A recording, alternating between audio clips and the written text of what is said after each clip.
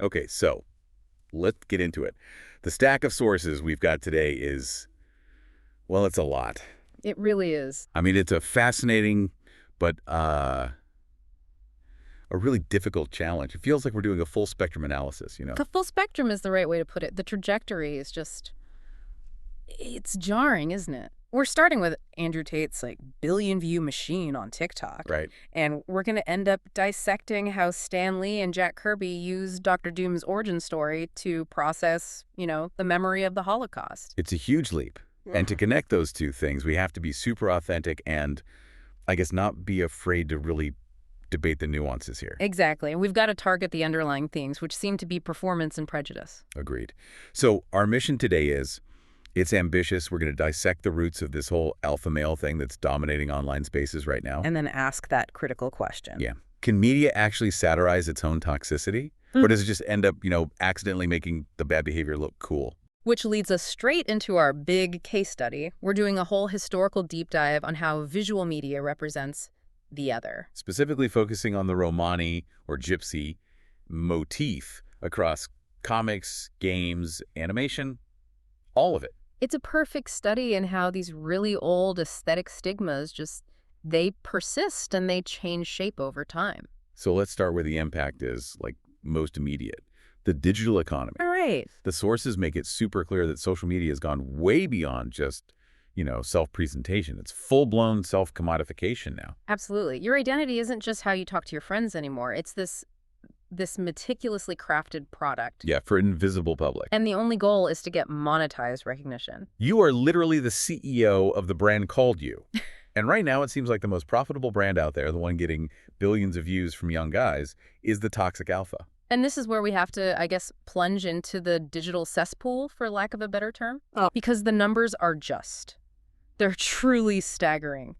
Our sources detailed this massive recent explosion of influencers pushing this really aggressive, almost cartoonish alpha male lifestyle. It's all about a few simple things, right? Yeah. Be dominant, be super physically strong, and most importantly, be ridiculously, ostentatiously wealthy. They're positioning themselves as the new kings of content. They're brazen, they're openly objectifying women, and they're preaching this idea of superiority like it's a fundamental law of the universe. And when you look at the actual data on their reach, it's not just troubling, it's terrifying. Let's talk about Andrew Tate. The sources name him as the absolute pinnacle of this trend. We're not just talking about his own channels. We're talking about an entire infrastructure of content, millions of re-uploads, clips, edits, that altogether reportedly got a combined 11.4 billion video views. 11.4 billion. I mean, that's not just a number. It's a societal shockwave. It means this one specific brand of, systematic misogyny has reached a massive audience. And a lot of that audience is young men who are still figuring out their worldview. The sources really hammered this home with a key piece of context. In July of that period, his name had more Google searches globally than people like Donald Trump or Kim Kardashian. Wow. I mean, people who have been pop culture fixtures for decades. That shows you this isn't some niche thing. It's a massive mainstream cultural footprint. And it's so important to remember, it's not just him. It's a whole ecosystem. Really? You've got guys like Fresh and Fit. They got banned from TikTok for their content, which was just flagrantly sexist. But they still managed to keep and even grow their YouTube following to over 1 million subscribers. Their whole brand is about undermining relationships and promoting this kind of hedonism that they disguise as superiority. Well, the sources point to their segment called Womanizer Wednesday, which is pretty much a structured forum for teaching men how to chase multiple partners and, really, how to see women as commodities. And the quotes they push are so direct, they're not even hiding it. Yeah. They explicitly say stuff like, monogamy goes against a man's natural state, sexual fidelity is a woman's natural state. They're literally trying to rewrite biology to justify what they do.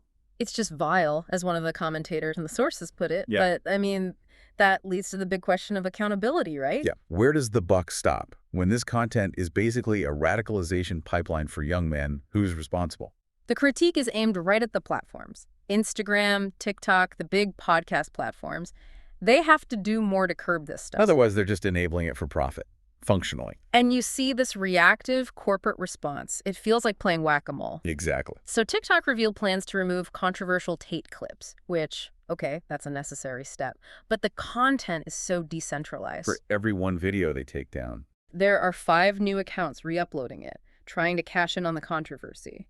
It needs a systemic solution, not just a reactive one. And that systemic toxicity leads us to the real insidious outcome of all this. The hyperphysical, dominance-focused ideal, and how it messes up the private lives of men. Especially around intimacy and sex. This is where that alpha performance trap really snaps shut. Yeah, and one of the researchers, a clinical psychologist named Dr. David Demmer, he offers a really sobering take on this. What does he say?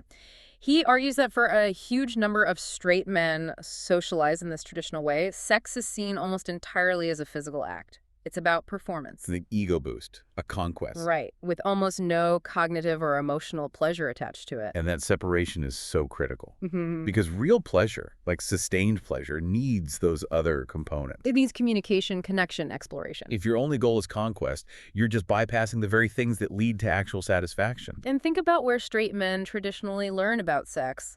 The deck is just stacked against them. Oh yeah, the sources list the curriculum and it's bleak. You get rolling a condom on a banana. A purely mechanical lesson. Then maybe you get the talk, which is often awkward and fear-based. And after that, unsupervised access to increasingly high-resolution pornography. And what does that media teach you? It's all about unrealistic physicality. Totally. This pressure to have, an 11-inch anatomy or this singular focus on staying up for as long as possible, equating how long you last with how good it was. Right. Dr. Demmer confirms this. He says that traditional masculine discourse limits sex so much to the physical that pleasure exploration, just finding out what you actually enjoy, doesn't really fit into the script. So men are left feeling like those opportunities just aren't open to them, because exploring would imply a lack of dominance or something. A lack of control, exactly. Which then creates this huge pleasure divide when you compare it to other communities. The sources bring up the LGBTQIAP+ communities, since they aren't confined by the traditional framework of sex for procreation. Or marriage, yeah. The focus automatically shifts to enjoyment and connection. It's fascinating, the social difference. Because sex is framed as this fun, shared thing, not a duty or a performance goal. Queer communities just. They have more honest conversations about pleasure. It leads to more comfort, exploring what you want, what your boundaries are. You hear those anecdotal stories, which the authors used, about women just casually sharing vibrator tips or talking about them openly. Right, like at airport security with their carry-on. And the average straight guy just can't imagine having that kind of open, vulnerable conversation with his best friends, let alone a stranger. And that inability to communicate about pleasure, this insistence that sex has to be this silent, superficial performance. That's the ultimate tragic outcome of the alpha ideology. The patriarchy demands this outward show of dominance, but it starves men of real intimacy. We basically need to rewire sexual education from the very beginning.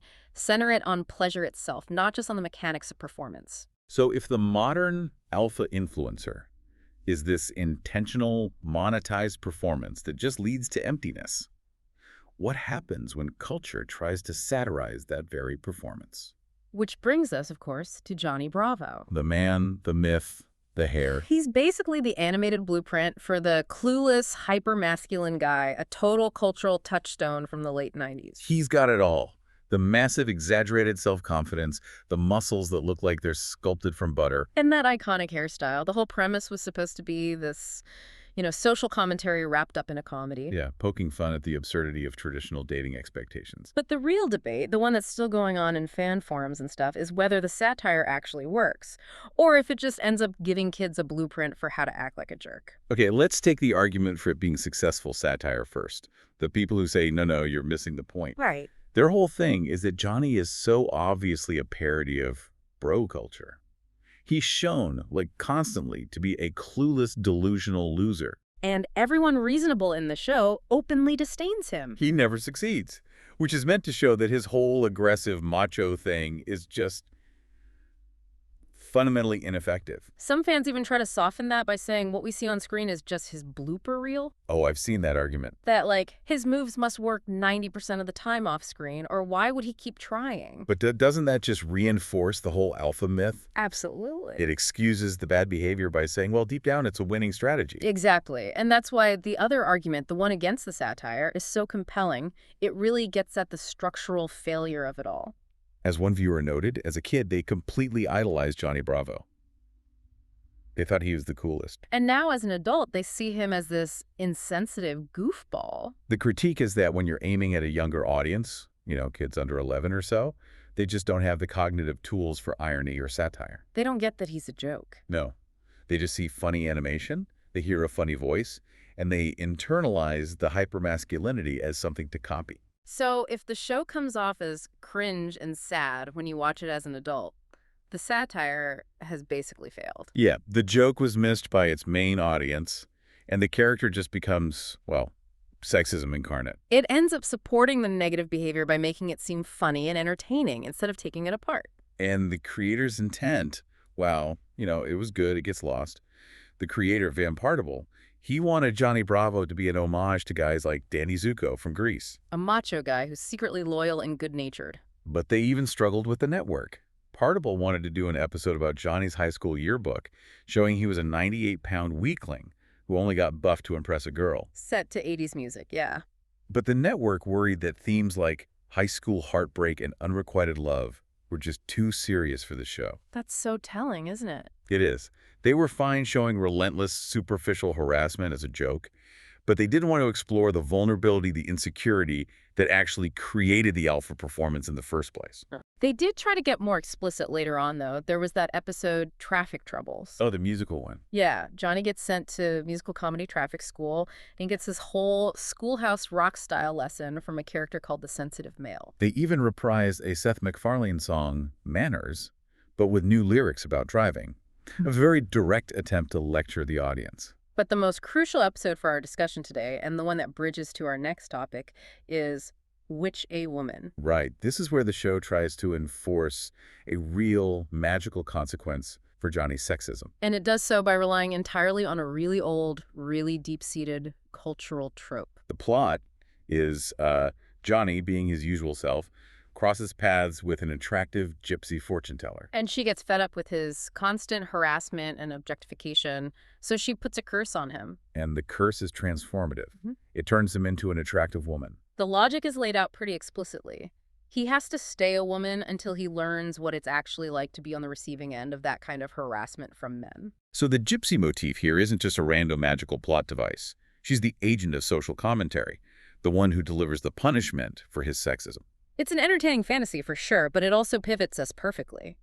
Why did the writers choose that specific trope, the gypsy fortune teller, to do the job? Because media has been using and struggling with this exact representation of the other for centuries. So this gypsy motif, and we should be clear, the term itself is deeply entrenched in Western media, despite being offensive to the Romani people. It's one of the oldest and most persistent motifs we have. It goes back hundreds of years, and it functioned as this set of really stigmatizing ideas that just got passed around Europe and then the rest of the world. And those core stigmas are foundational, criminality, poverty, nomadism, and polar. This is the big one for storytelling. Erotic threat. It was the perfect blank slate for cultures to project all their fears and fantasies onto. And one of the most powerful developments was the femme fatale archetype, which is rooted in this exoticization. It starts super early with Miguel de Cervantes' novella La Gitanilla, The Little Gypsy Girl, in 1613. Okay, let's pause there because this really sets the template, doesn't it? It absolutely does. In Cervantes' story, the main character is Preciosa. She's stunningly beautiful, believed to be a gypsy, and she's associated with this captivating dancing, music, a kind of subtle eroticism that draws in noblemen. But this is where we have to introduce a really specific term from our sources. Scheinsigonerin. Which translates roughly to the fake gypsy. And that's the big twist in La Gitanilla, right? Preciosa is revealed to not be of Romani origin at all. She's a stolen child from a noble family. And that reveal is everything. The stereotype is only really palatable when it's make-believe. It lets the audience enjoy the exotic fantasy, the dancing, the freedom, but they're reassured that the purity of the aristocratic class is safe. You can consume the exotic performance without ever having to confront the reality of the marginalized outsider. But the narrative that really fused all of this into something tragic and culturally permanent was Prosper Mérimée novella Carmen in 1845. Which then became the world-famous opera. Carmen took that erotic exoticism and just cemented it into this one dark narrative, Yeah. the link between lust and death.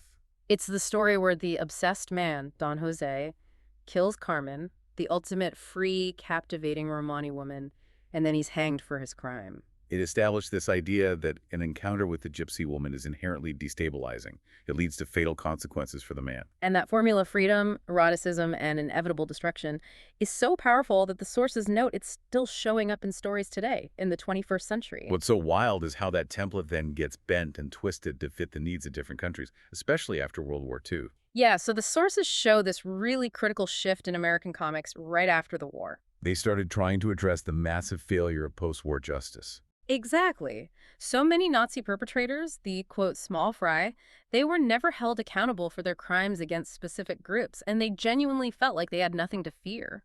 Which creates this narrative vacuum. If the legal system fails, how do you get justice? And American comics filled that vacuum with this thrilling fantasy of genocide, rooted in this idea of archaic retribution, what the sources call gypsy law. We see this in specific comics from the time.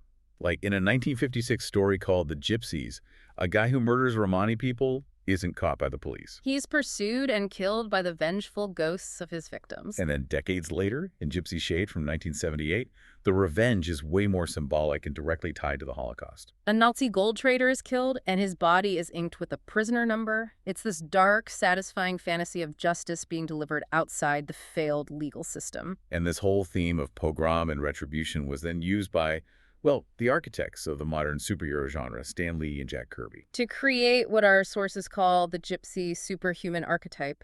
And the character design here is just groundbreaking. Dr. Doom from 1964. He was so pioneering because, unlike the simple villains before him, Doom was complex. He was humanized, and his story was rooted in this deep, recognizable tragedy. His origin story subtly brings the Romani pogrom and genocide right into superhero comics.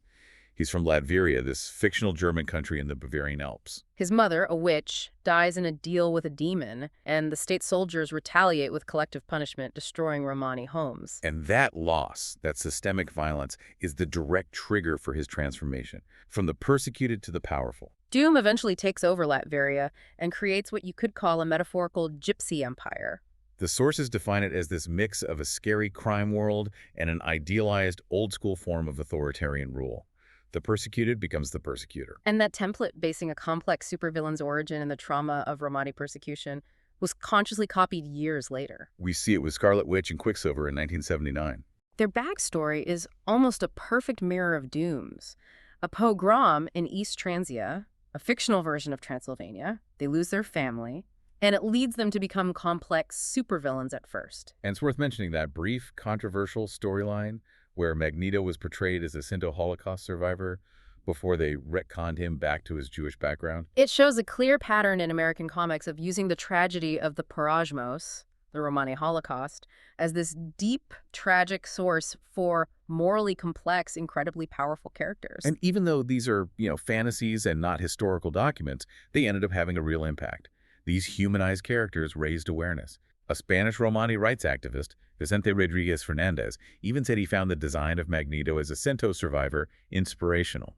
Okay, now let's shift over to Francophone comics, the bandes dessinées, or BD. Which are so different. A completely different vibe. In sharp contrast to the high drama and genocide fantasies of American comics, French BD really leans into humorous adventure stories. And critically, they often use anti-racist humor to criticize their own society. The pioneer of BD, Hergé, used the gypsy motif in this totally revolutionary way in the Castafiore Emerald in 1961.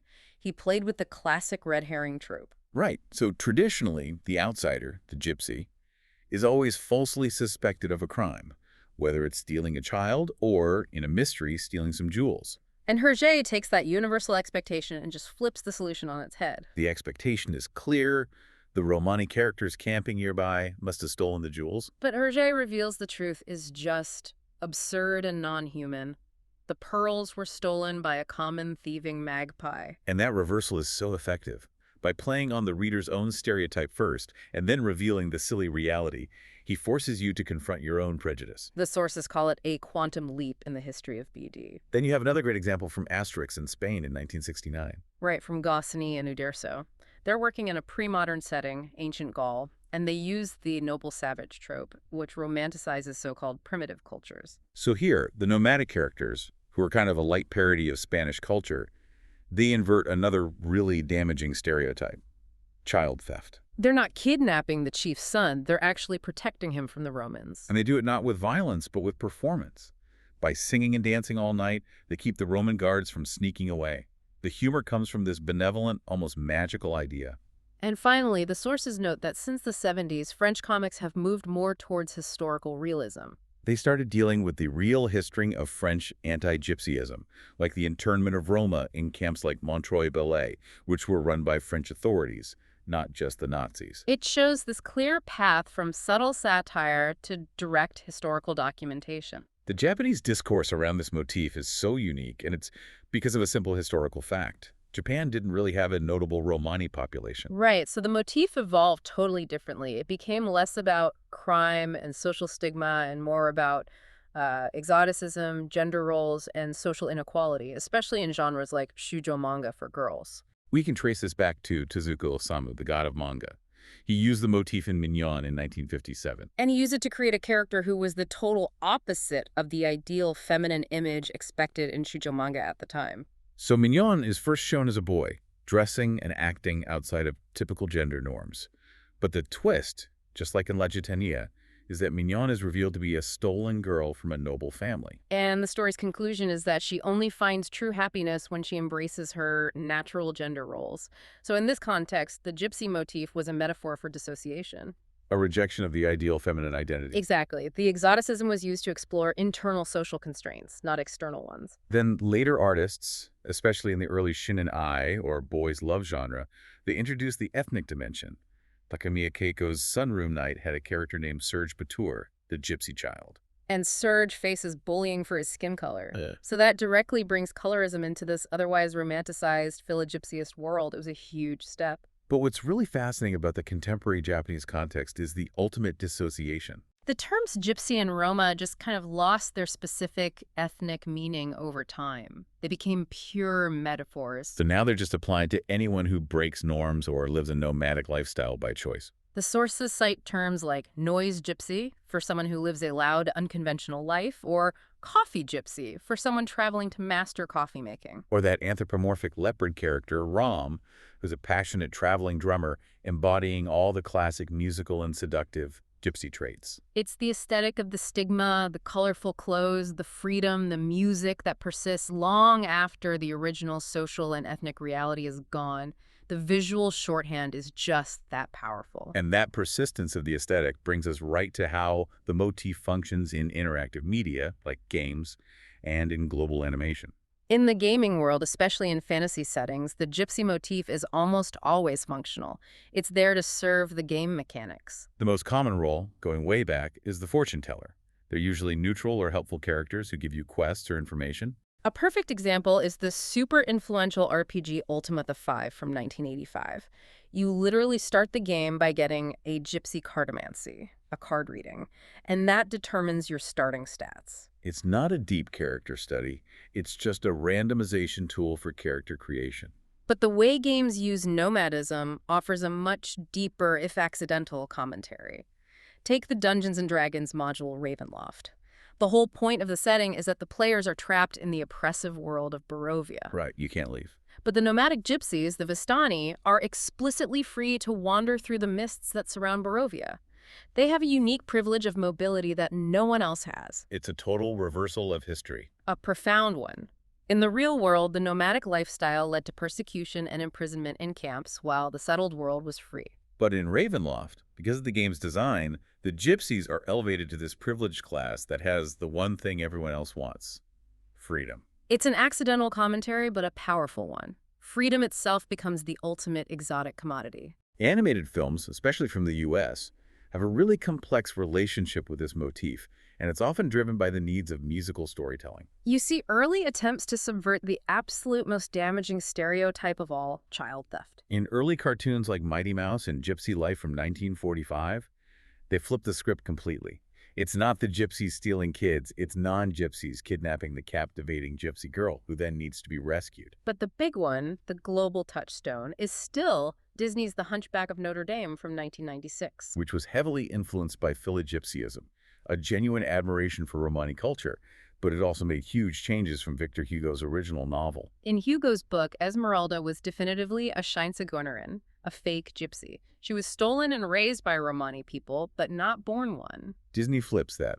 They make Esmeralda a genuine Romani character. And crucially, they tie her backstory directly to historical persecution. Quasimodo's mother dies while fleeing the authorities who are persecuting the Romani people. That choice explicitly highlights real-world anti-gypsyism. And the musical element is central, especially the song, God Help the Outcasts. When she sings that in the cathedral, her prayer is incredibly selfless.